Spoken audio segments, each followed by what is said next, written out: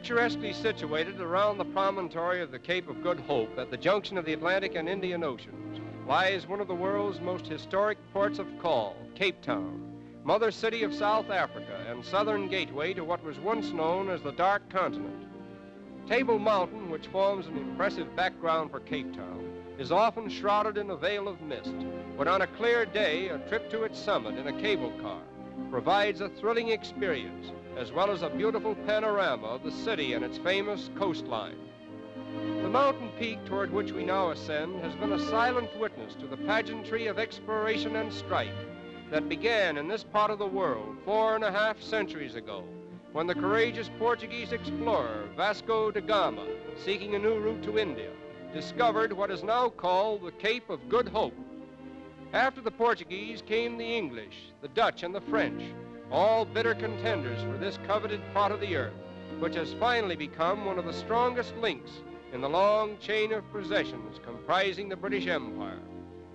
Among the famous Englishmen who helped to make the Union of South Africa possible was Cecil John Rhodes, and the estate which he bequeathed to the Union as a residence for its prime ministers is the most colorful landmark in Cape Town. The house itself, constructed in the old Dutch style of architecture, indicates something of the wealth and grandeur which surrounded Cecil Rhodes, who journeyed from England to South Africa less than 70 years ago as a delicate youth seeking a change of climate to save himself from the premature death which his physicians predicted. He became interested in the mining of diamonds and eventually acquired great wealth, which he ambitiously devoted to the development of South Africa and the expansion of the British Empire. He died in 1902 at the age of 49 years, and the inspiring thought expressed in his dying words, "So much to do, so little done," poignantly summarizes the manner of man he was.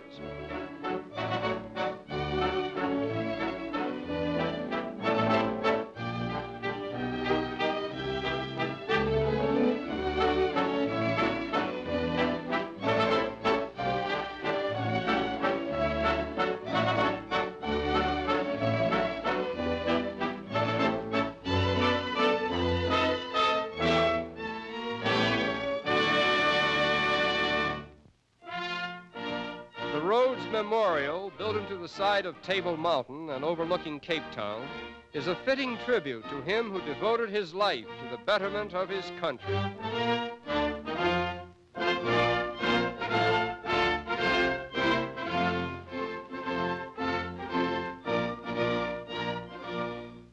Aside from his efforts in behalf of South Africa, the benevolences bestowed upon the English-speaking peoples of the world through the Rhodes Scholarships, which he inaugurated, would in itself entitle Cecil John Rhodes to a conspicuous place in the Hall of the Immortals.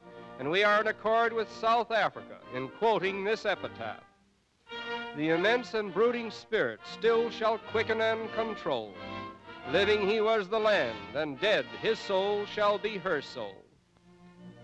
On the east coast of South Africa lies the city of Durban, with its harbor gracing the shores of the Indian Ocean and affording shelter to ships that ply the 7 seas. In spite of Durban's phenomenal growth from a tiny native village to one of the premier cities of the Union, there is still to be seen here colorful natives who rather humorously personify primitive Africa.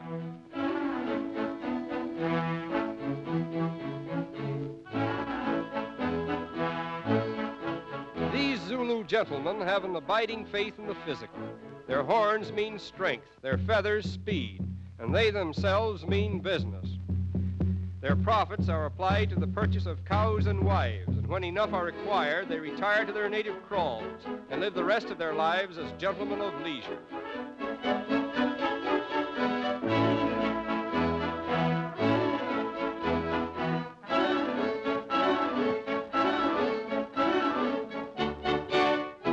Unfailing vision before the rickshaw boy of Durban is the Valley of 1,000 Hills, a few miles from the city, where there is rest and peace.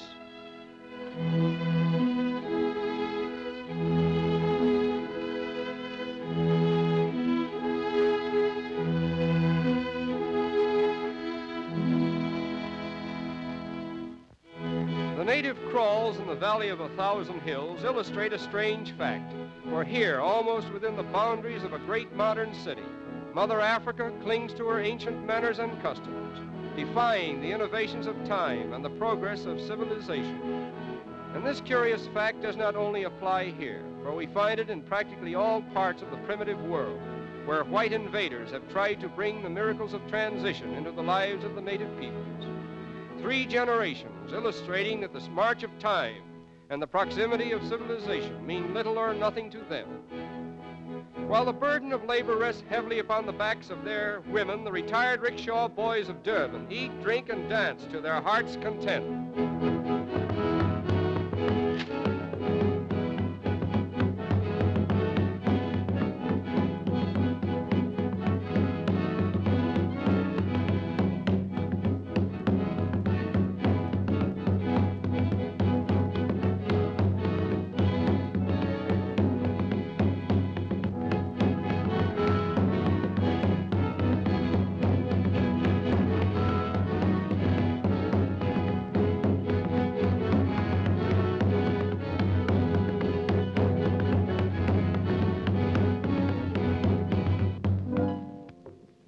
Several hundred miles beyond the Valley of 1,000 Hills, in Rhodesia, there is a phenomenon of nature which attracts tourists from all parts of the world, and it is invariably associated with the life of another famous pioneer, David Livingston, missionary, explorer, and scientist, whose monument stands facing the Great Falls, which he discovered in 1855 and named in honor of Queen Victoria.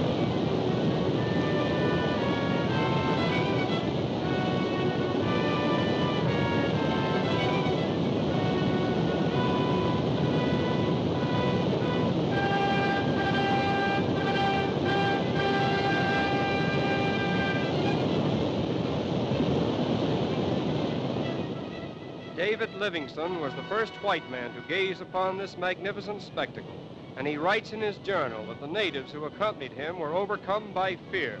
They believed the falls to be inhabited by evil spirits, and the clouds of spray that rose from the thundering cauldron probably inspired the native name, the smoke that thunders.